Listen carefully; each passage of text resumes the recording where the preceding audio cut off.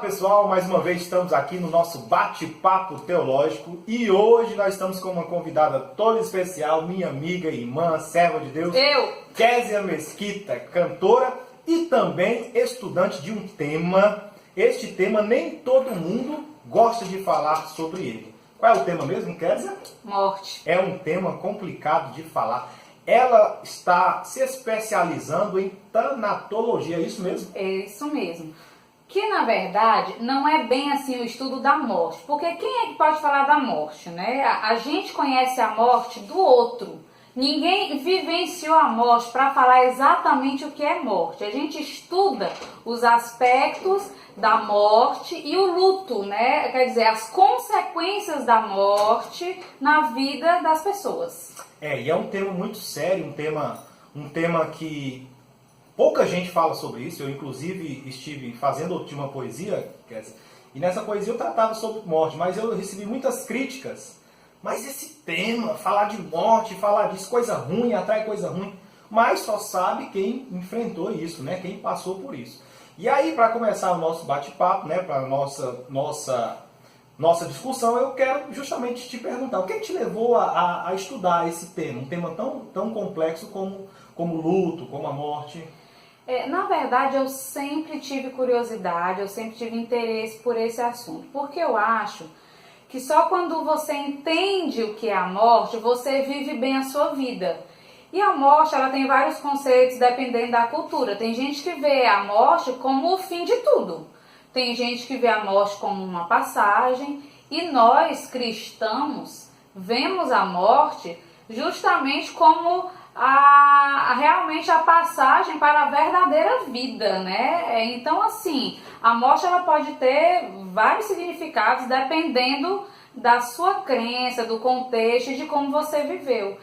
E assim, a morte impulsiona a vida. É justamente porque nós vamos morrer que nós criamos. Porque se nós não fôssemos morrer, não haveria não haveria limites, tudo continuaria do jeito que está. E a morte é a única certeza que a gente tem. Então, se todos nós vamos passar por esse processo, e se todos os nossos entes queridos um dia passarão por este processo, será que não é assim plausível nós nos prepararmos, né, para isso? Eclesiastes diz uma coisa interessante. Diz que é melhor ir numa casa onde há um luto, onde há velório, né, do que numa casa onde há festa. Porque onde há luto, as pessoas olham e percebem o fim de todos os homens. É como se aquela situação trágica e dramática levasse a humanidade a refletir. Então, de fato... Você vê que por mais que você conquiste tudo, no final o nosso corpo vai para o mesmo lugar. Então isso faz com que você comece a priorizar aquilo que realmente é importante, né? Então foi isso que me levou a estudar esse tema, principalmente depois que eu também, né, perdi a minha irmã. Inclusive, nós estamos gravando este vídeo dia 12 de fevereiro, hoje era aniversário dela. E então, isso aflorou ainda mais o meu desejo de estudar esse tema, justamente para saber como lidar com uma pessoa que está enfrentando a dor da separação. E é uma dor muito forte, e aí nós já entramos em outra questão, porque diante de um trauma desse, porque apesar de nós cristãos termos a certeza, né, de que a vida eterna virá, mas ainda é um trauma, um trauma de separação. E assim, e como lidar com alguém que perdeu? Porque tem gente que não sabe como chegar. O que você diz sobre essa questão? De como lidar assim, com alguém que sofreu esse trauma, que ainda está naquele momento pós-luto? O que tu tem para dizer de dica, assim? Olha, primeira coisa, alguém perdeu um ente querido e você chega no velório. Se você não sabe o que dizer, por favor, não diga nada. Não diga nada. Olha, eu já presenciei as situações mais bizarras possíveis. Por exemplo, de alguém chegar no velório e dizer assim, coitadinho, foi pro inferno. Gente, cuidado, é capaz de você também ir com essa língua deste tamanho. Primeiro, porque essa questão de juízo e de salvação pertence a Deus. E outra pessoa já está sofrendo a separação, porque independente de onde a pessoa foi, A separação, ela dói. Porque aquela pessoa fazia parte da sua vida, era um filho, era o cônjuge, era um pai, era uma mãe, né? Então, se você não sabe o que falar, esteja ali. Então, a presença no momento do luto, ela é mais importante do que a fala. Ou não chore. Ah, gente, pelo amor de Deus, no momento do luto a pessoa precisa chorar, ela precisa elaborar o luto, ela precisa sofrer o luto. Então, essas frases clichês, né? E assim, então se você não sabe o que falar, abrace a pessoa, no máximo diga, olha, eu estou aqui, se você precisar de mim, eu estou aqui. Né? Tem pessoas que são mais práticas, né? Porque no momento do luto, às vezes a pessoa está tão desesperada, tem que ter pessoas para resolver as questões do velório, as questões, né? Jurídicas, é muito complicado. Questões jurídicas, a questão ali de receber as pessoas, então tem aquelas pessoas que ajudam na parte mais prática, né? E não vá fazer como eu não, que uma vez me embananei e cheguei, em vez de falar meus pêsames, né? Eu me confundi com a palavra e sem querer eu falei assim, meus parabéns, meu Deus do céu. Olha que vergonha que eu passei. Não, aí a pessoa olhou assim pra mim, aí eu disse assim, sim, meus parabéns, porque o seu pai foi uma pessoa digna, não sei o que, aí eu me saí, mas aí nunca mais eu falei meus pesos, eu falo meus sentimentos, a gente abraça ali, mas não diga não, esteja ali com a pessoa, tá bom? Não vá dar lição de moral na hora do luto não, porque isso não adianta. Olha, você falando sobre isso, eu perdi minha mãe, já tem 5 anos, mas foi traumático, foi através de um acidente, e eu me recordo muito bem o velório que foi realizado. E de repente alguns colegas meus de trabalho chegaram ali e eles não disseram nada, apenas me abraçaram, deram um tapa, né, um tapa masculino nas costas e disse, fica firme, vai dar certo. E aquilo serviu de conforto, mais do que se alguém chega dando um discurso, às vezes até uma pregação no momento inadequado, vai causar desconforto, né? Então, Exato. saber como lidar na hora do velório, na hora do luto, eu acho fundamental. Com Você certeza. concorda? Então, a presença, com certeza, é o mais importante. O respeito, né? Pela dor da pessoa. Outra questão, Kézia, assim, por que você acha que, mesmo nós cristãos sabendo que a morte é uma certeza, né? Nós acreditamos também na possibilidade de arrebatamento, mas é uma possibilidade, porque nós não sabemos se Jesus vem hoje ou se ele só vem daqui a 100 anos. Sim. Mas a certeza é a morte. Sim. Por que isso ainda causa tanto temor, até de falar, espanto em muita gente? O que você acha? Na verdade, o que causa mais medo nas pessoas é a forma de morrer, né? As pessoas têm medo do sofrimento na hora da morte, tanto é que algumas pesquisas que são feitas falam que a maioria das pessoas dizem que preferem ou gostariam de morrer dormindo, né? Tranquilas. Sim. Por exemplo, eu tenho medo, eu não gostaria de morrer sozinha num leito de hospital. Eu não gostaria. Porque hoje, veja bem, antigamente as pessoas, a maioria, elas tinham uma morte meio que familiar. Sim, era na sua casa, elas tinham tempo de se despedir das pessoas. Hoje é aquela morte isolada num leito de UTI, uma UTI que é terrível, né, sozinha. Eu particularmente, eu não gostaria de morrer assim. Ou tem medo de mortes traumáticas, violentas, né? E também, no caso de nós cristãos, há um medo do pós-morte, para onde vamos, do julgamento. O que não deveria ter, né? Porque... O que não deveria ter, mas, né? Infelizmente, né, muita gente não vive com a consciência tão boa assim. E às vezes a gente tem mais medo do julgamento do outro que morreu, né? Ai, será que meu pai foi pro céu? Será que minha mãe foi pro céu? Só que eu acho que isso aí são questões que deveriam ser tranquilizadas, porque essas coisas elas realmente pertencem a Deus. A gente não tem que ficar se preocupando com coisas que pertencem a Deus, né? Não somos nós que vamos decidir isso. A gente tem, até porque cada um vai prestar contas de si.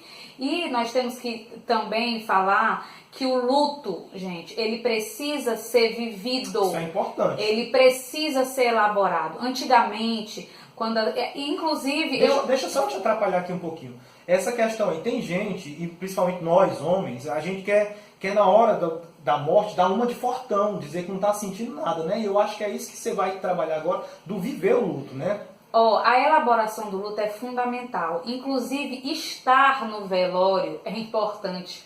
Porque para a ficha cair, é importante Porque senão você fica com aquela impressão de que aquela pessoa não foi. E aí fica mais difícil você continuar a sua vida. E eu acho importante os símbolos. Sim. Por exemplo, antigamente uma pessoa morria, tinha aqueles 30 dias, as pessoas usavam preto. Não que eu estou dizendo que tem que usar preto, mas é porque significava que a pessoa estava frágil, significava que a pessoa estava de luto, estava sofrendo. Era uma simbologia para a sociedade. Olha, respeite aquela pessoa porque ela está de luto. Hoje, infelizmente, uma pessoa morre com 5 dias, ela precisa voltar a trabalhar e aí aquela vai sufocando aquela dor, e é por isso que as pessoas estão adoecendo tanto hoje, porque elas precisam sufocar a sua dor, né? Então elas não estão tendo tempo de elaborar as suas dores, as suas percas. Então, um luto, ele vai durar em média entre 1 ano e 2 anos. E se houver fatores complicadores, por exemplo, mortes muito violentas, geralmente vai durar um pouco mais, né? Então, aí isso aí fica a dica, né? Eu tenho falado isso, estive recentemente no velório também da esposa de um colega nosso, morreu jovem também, rapidamente por uma infecção hospitalar, alguma coisa do tipo. E as palavras que eu disse para ele foi a seguinte: chore. Viva esse momento aqui. Não vou dizer para você não sofrer, sofra esse momento, passe essa etapa, que mais na frente vai obter vitória. Exatamente. Bem, gente, o nosso vídeo está chegando, já está caminhando para o final. E assim, eu queria, nesses minutos que nos faltam, trabalhar um tema até delicado. Como falar de morte para uma criança? Por quê? Porque a gente vai falar, coitadinho, não, o papai foi viajar, a mamãe foi viajar. Como é que a gente fala? Eu mesmo não sei, né? Eu acho interessante ter uma dica, né? Claro, não dá pra gente precisava ser um vídeo todo, mas uma dica de como a gente pode abordar essa questão de morte para uma criança.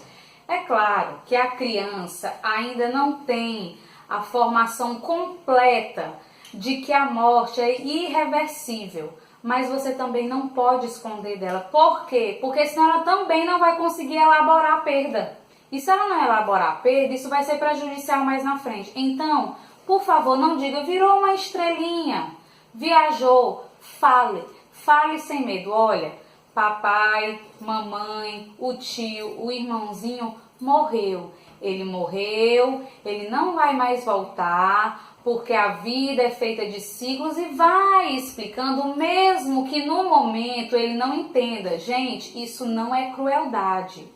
Isso é uma forma de preparar a criança para a vida, viu? Então não tenha medo, explique com delicadeza, mas não use desses subterfúgios dizendo que virou estrelinha ou de que viajou, porque isso aí vai ser mais prejudicial na frente.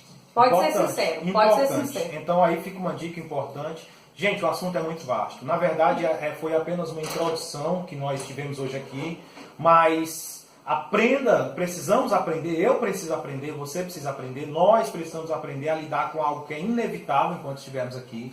E aqui eu deixo a minha mensagem para você que ainda não abraçou a fé em Cristo. De fato, a morte é inevitável, mas as consequências pós-morte vai caber a uma decisão que nós fazemos na vida. Na vida. Então, fica a minha orientação para você do que diz a palavra de Deus. Que aquele que crê em Cristo, ainda que esteja morto, viverá. Viverá como? Viverá eternamente, né, Kézia? Então, nós precisamos ter essa esperança.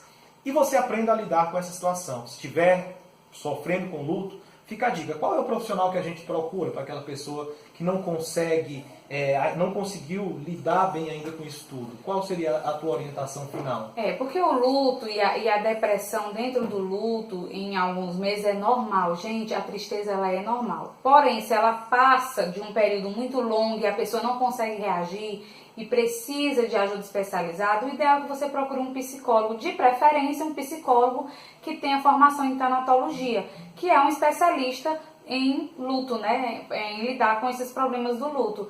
Porque realmente tem pessoas que não conseguem sozinhas, né, sair desse processo.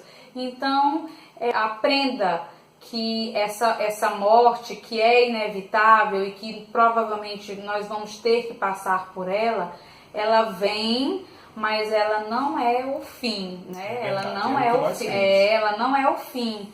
E que Jesus oferece para nós vida e vida em abundância, né? E nós cremos nisso verdadeiramente.